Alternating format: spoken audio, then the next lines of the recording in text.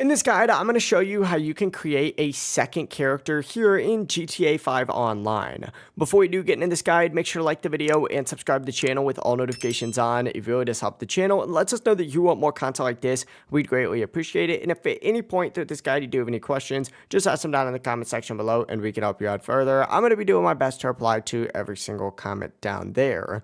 The first thing you're going to want to do is press start on your controller or escape on your keyboard and navigate over to the online tab. And essentially just scroll down on here until you see the option to swap character. Go ahead and select that and it's going to bring you to a page that looks like this, essentially saying it's going to quit this session. And don't worry, it'll load you into a new one after this.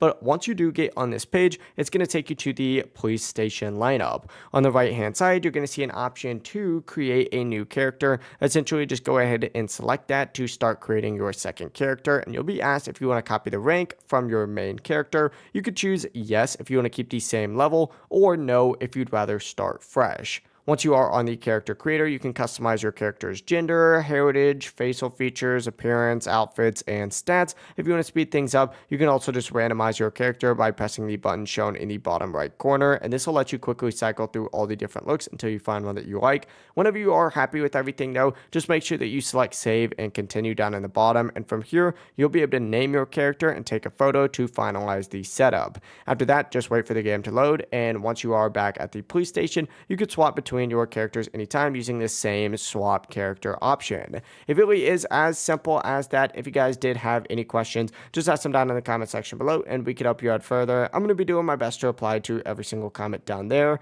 Before you do leave this guide though, make sure to like the video and subscribe to the channel with all notifications on. It really does help us out and lets us know that you want more content like this. We'd greatly appreciate it. Have a great rest of your day though. Peace.